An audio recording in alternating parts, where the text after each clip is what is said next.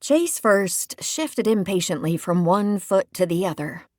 This day just seemed to get worse by the minute. All he wanted was to pay for the Wall Street Journal, get to his gate, and wait for his flight. One would think purchasing a newspaper would be a simple thing. Only the woman standing in front of him was talking to the cashier at the checkout stand like she was a female Dr. Phil. Really, Laura, give yourself credit.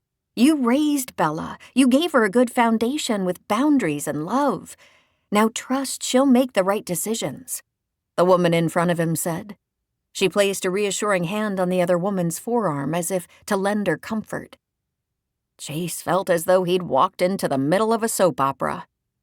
I wasn't able to give Bella a decent father, and try as I might, I can't be both parents to her. She's so vulnerable. I wish I could afford to put her in a private school. The one she attends isn't in the best neighborhood. I know, and I understand your concerns. In the last few weeks, she's gotten much worse. She's only 15, but she acts like she's 20. One look at her so-called boyfriend, and all I see is trouble. She's so quick to come to his defense. I don't know what happened to my sweet girl. Give her time, the woman urged. It terrifies me that Bella will make the same mistakes I did and fall for the wrong man.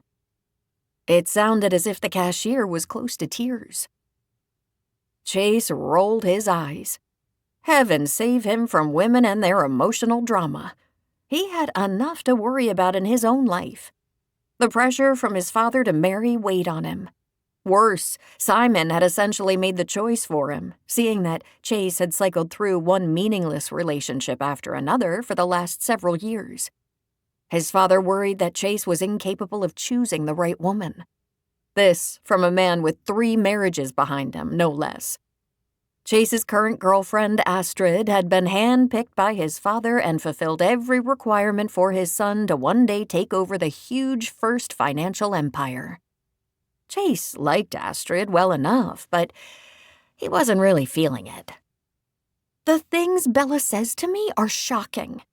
She doesn't mean any of it. You know that, the woman continued with her back to him, her voice soft and comforting. Bella's temper is out of control. She's venting. The woman standing at the cash register sighed. I don't know how much more I can take, Maisy. Me either, Chase silently mused. Have faith. I wish it was that easy. I'll make more of an effort to stay in touch with her, the woman named Maisy promised. The relief in the cashier's face was immediate. Would you? Of course. We both know how difficult the teen years can be. Excuse me, Chase said, with limited patience, interrupting the flow of the conversation. The women pretended not to hear him. One thing Chase refused to tolerate was being ignored. His frustration had reached its limit. Stepping forward, he butted his way to the counter until he stood in front of the cashier. What's the name of your supervisor? He demanded. Clearly, this employee had no sense of customer service, nor did she care one bit about her job. Plus, she brought her problems to work with her to share with anyone willing to listen. The cashier stared open-mouthed at him as if he'd spoken a foreign language. I beg your pardon? I want the name of your supervisor. The other woman abruptly turned around to confront him. Why?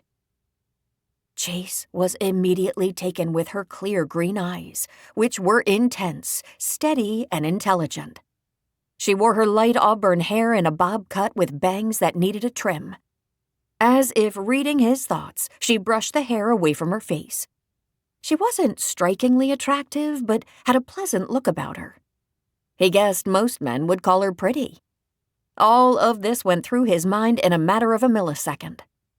What he noticed, what caught his rapt attention, was the expression on her face. She seemed to look straight through him like she knew his every thought. Her narrowed eyes telegraphed her annoyance. That she was able to read him so easily left Chase with an uncharacteristic feeling of unease. It was as if he stood naked before her. He stiffened and glared back, refusing to let her rile him.